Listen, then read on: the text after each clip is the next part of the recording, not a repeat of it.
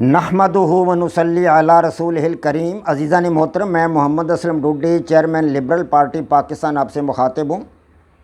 اور آپ دیکھ رہے ہیں Liberal Party Pakistan YouTube channel. عزیزان محترم، آپ کو پتہ ہے کہ اس چینل کے توسط سے آپ کے سامنے لبرل پارٹی پاکستان کا منشور بیان کیا جاتا ہے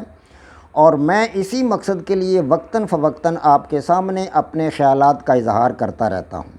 عزیزان محترم، liberal Party Pakistan YouTube channel آپ کا اپنا چینل ہے۔ میں توقع ظاہر کرتا ہوں اور امید کرتا ہوں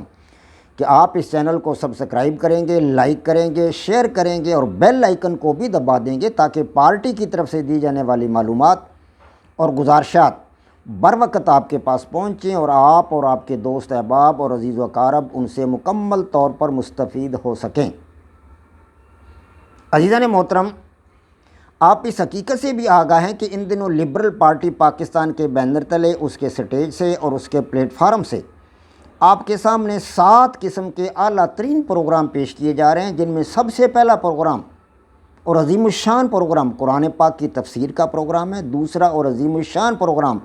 سیرت النبی صلی اللہ علیہ وسلم ہے اور تیسرا اور عظیم الشان پروگرام ایمان اور اس کی شاخیں۔ چوتھا پروگرام میری لکھی ہوئی کتاب جدلیاتی لبرلزم کا خلاصہ۔ پانچواں پروگرام میری لکھی ہوئی کتاب لبرل نظام حیات کا خلاصہ حقیقی آزادی کی صورت میں۔ چھٹا پروگرام میری لکھی کتاب لبرل نظام حکومت کا خلاصہ۔ یہ سب پروگرام آپ کے سامنے رکھے جا رہے ہیں۔ اسی طرح میری زندگی کا اہم ترین پروگرام، جس طرح کہ قرآن پاک کی تفسیر اور سیرت النبی صلی اللہ علیہ وسلم اور ایمان اور اس کی شاخیں۔ اسی طرح میری زندگی کا ایک انتہائی اہم پروگرام ہے میرا پیش کردہ، میرا تخلیق کردہ غیر الہامی مذہب جدلیاتی لبرلزم، ڈائلیکٹیکل لبرلزم، اس کو آپ کے سامنے پیش کرنا۔ وہ بھی آپ کے سامنے پیش کیا جا رہا ہے اور میں ڈائلیکٹیکل لبرلزم کے ارکان، اس کے ادارے، اس کی اقدار اور اس کے بارے میں مزید حقائق جو ہے وہ آپ کے سامنے رکھ رہا ہوں۔ عزیزان محترم، میں آپ سے انتہائی متوقع ہوں اور توقع رکھتا ہوں کہ آپ لوگ جو ہے، امید رکھتا ہوں کہ آپ لوگ میرے پروگرام کو بڑے انہماک کے ساتھ، بڑی توجہ کے ساتھ سن رہے ہیں اور میں اس کے لیے آپ کا بہت مشکور ہوں۔ عزیزان محترم، اس وقت جو پروگرام آپ کے سامنے رکھا جا رہا ہے وہ ہے سیرت النبی صلی اللہ علیہ وسلم کا ایپیسوڈ نمبر 56، یعنی 56۔ اس سے قبل سیرت النبی صلی اللہ علیہ وآلہ وسلم کے 55 ایپیسوڈ آپ کے سامنے رکھے جا رہے ہیں۔ پچھلے چند ایپیسوڈ میں آپ حضرات کو اس بارے میں آگاہ کیا گیا کہ آن حضرت صلی اللہ علیہ وسلم کی بعثت مبارک سے پہلے عربوں کی جو اخلاقی حالت تھی وہ کیا تھی۔ عزیزان محترم، آج بھی میں آپ کو ہبل نامی ایک بت کے بارے میں بتاؤں گا، کیونکہ میں کچھ دنوں سے عربوں کی جو حالت تھی بت پرستی کے میدان میں، ان کی جو مطلب تہذیب تھی، جو ان کا تمدن تھا، جو ان کا رہن سہن تھا، جو ان کی وضع قطع تھی اور جس طرح وہ بتوں کے ساتھ اپنا رویہ اختیار کرتے تھے، اس بارے میں آپ کو بتا رہا ہوں۔ تو میں اس سے قبل آپ کو ود، سواع، یغوث، یعوق اور نصر، انس اور اس طرح ذوالخلصہ، ان بتوں کے بارے میں آپ کو بتا چکا ہوں کہ ان بتوں کے بارے میں ان لوگوں کا رویہ کیسا تھا، وہ ان کی پوجا پاٹ کیسے کرتے تھے، ان کا طریقہ عبادت کیا تھا۔ تو آج ہبل جو ان تمام بتوں کا سردار تھا، جی ہاں، عرب کے تمام بتوں کا یہ سردار بت تھا، ان کا سب سے بڑا معبود تھا ہبل۔ ہبل کے نعرے وہ جنگ کے دوران نعرے لگایا کرتے تھے، جی ہاں، جنگ احد کے دوران ابو سفیان نے ہبل کے نعرے لگائے کہ اپنا اولو ہبل، یہ نعرہ اس نے لگایا، اولو ہبل، اے ہبل تو اونچا رہے، اے ہبل تو اونچا رہے۔ جبکہ اس کے جواب میں صحابہ کرام نے پتہ ہے کیا نعرہ لگایا؟ صحابہ کرام نعرہ لگایا کہ اللہ و اعلیٰ و اجل، کہ اللہ تبارک و تعالیٰ کی ذات اعلیٰ ہے اور وہی بہت بڑا ہے اور وہی بزرگ ہے، اللہ تبارک و تعالیٰ کی ذات۔ ہاں جی، پھر اس نے کہا، ابو سفیان پھر بولا کہ لنا العزیٰ ولا عزیٰ لکم، کہ ہمارے پاس عزیٰ ہے لیکن تمہارے پاس عزیٰ نہیں ہے۔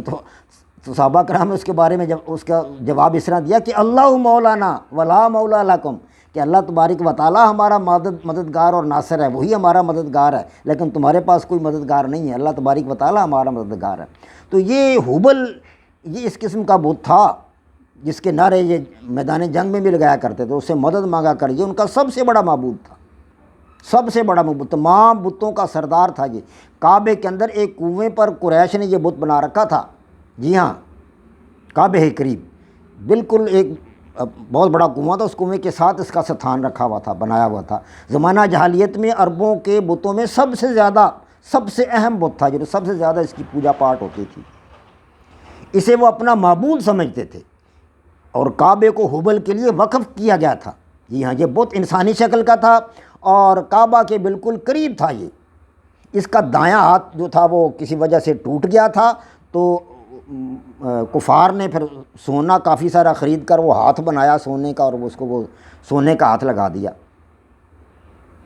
تو یہ مطلب قبل اسلام بہت بڑا ایک دیوتا تھا، اسلام سے پہلے یہ عربوں کا بہت بڑا دیوتا تھا۔ اور اسلام کے حضرت صلی اللہ علیہ وسلم کے کا واقعہ میں نے آپ کو بتایا کہ ہبل کے نعرے لگائے ابو سفیان نے جنگ احد کے دوران، یعنی حضرت صلی اللہ علیہ وسلم کے زمانہ میں بھی ہبل موجود تھا۔ فتح مکہ کے وقت اس کو گرایا گیا، جب مکہ فتح ہوا تو اس وقت اللہ کے پیارے نبی کے ہاتھ میں چھڑی تھی، اور آپ ایک چھڑی ایسے لگاتے جاتے تھے بت کو، جاء الحق وزہق الباطل، حق آ گیا اور باطل مٹ گیا، اور چھڑی کے ساتھ ہی بت اوندھا ہو کر گر جایا کرتا تھا۔ تو اس وقت یہ ہبل کا بت جو تھا وہ تمام ہوا۔ تو یہ اس سے پہلے یہ تمام بتوں کا سردار اس کو سمجھتے تھے۔ تو کعبہ کے اندر 360 بت انہوں نے نصب کر رکھے تھے، 360 کا عدد شاید یہ کچھ سال کے دنوں کے حساب سے انہوں نے لگا رکھا تھا کہ جتنے سال کے دن ہیں اتنے بت ہونے چاہیے، تو اس حساب سے انہوں نے 360 بت خانہ کعبہ میں لگا رکھے تھے، جو فتح مکہ کے دوران اللہ تبارک و تعالیٰ کے حکم سے اور پیارے نبی حضرت محمد مصطفیٰ صلی اللہ علیہ وسلم کے حکم سے ان بتوں کو منہدم کر دیا گیا سب کو۔ تو عزیزان محترم، یہ جو تھا نا مطلب آپ کو بتانا مطلوب تھا کہ عمر بن لوہی جو تھا، یہ شام کے سفر سے جب واپس آیا نا، تو اس وقت تو عزا اور منات کی دیویاں ساتھ لے کر آیا تھا، یعنی یہ دیویاں تھیں منات اور عزا، اور ساتھ ہی مطلب وہ ایک طریقہ عبادت بھی لے کر آیا تھا کہ بتوں کی عبادت کرنی کیسے، بتوں کی پوجا پاٹ ہم نے کرنی کیسے۔ تو اس کے مطابق یہ مطلب ان کا حج بھی کرتے تھے، ان کا طواف بھی کرتے تھے، اور حاجات اور مشکلات بھی ان کے سامنے پیش کیا کرتے تھے، بتوں کے سامنے ان سے مانگا کرتے تھے، فریادیں کیا کرتے تھے، جس طرح ہم اللہ تبارک و تعالیٰ کے سامنے فریاد کرتے ہیں، گڑ گڑاتے ہیں، اسی طرح یہ لوگ بتوں کے سامنے فریادیں کرتے تھے اور اپنی حاجات مانگتے تھے، اور یہ سمجھتے تھے کہ یہ اللہ تبارک و تعالیٰ کے سامنے ہماری سفارش کرتے ہیں، انہیں سفارش ہی سمجھا کرتے تھے بتوں کو، ہاں جی، اور ان کے سامنے نذرانے پیش کیا کرتے تھے اور چڑھاوے چڑھایا کرتے تھے۔ اور عورتیں تھیں جو خاص طور پر مطلب ان کی جو خواتین تھیں وہ ان بتوں کے ارد گرد رقص کیا کرتی تھی، رقص، موسیقی بھی ہوتی تھی، رقص ہوتا تھا، موسیقی ہوتی تھی، اور عورتیں اپنے کولے مٹکاتی تھیں، رقص کرتی تھیں، ہاں جی، یہ انداز تھا ان کا عبادت کرنے کا۔ اور یہ لوگ جو تھے اپنی کھیتیوں کا کچھ حصہ، اپنے کھانے پینے کی چیزیں، کھیتیاں اور چوپایوں کا حصہ جو تھا ان بتوں کے لیے وقف کیا کرتے تھے۔ جی ہاں، اور اسی طرح حضرت ابراہیم علیہ السلام کے زمانہ میں مطلب جو جس طرح صحیح کرتے ہیں تو صحیح کرتے تھے جب حجاج کرام، تو صحیح کے لیے وہ مطلب صفا اور مروہ کے درمیان صحیح ہوتی ہے، تو صفا اور مروہ کے درمیان بھی 2 بت انہوں نے رکھے ہوئے تھے، اور جب صحیح کرتے تھے تو ان بتوں کے اوپر ہاتھ پھیرتے تھے۔ یعنی یہ اس قسم کے حالات تھے عربوں کے، یعنی بت پرستی ان کے مطلب مزاج کے اندر گھر کر چکی تھی۔ جی ہاں، اور یہ پھر آخر کار اللہ تبارک و تعالیٰ کے حکم سے اسی وقت یہ لوگ مطلب ختم ہوئے، یہ بت پرستی مٹی جب اللہ کا نبی حضرت صلی اللہ علیہ وسلم نے مطلب اپنے صحابہ کرام کے ساتھ فتح مکہ کے دوران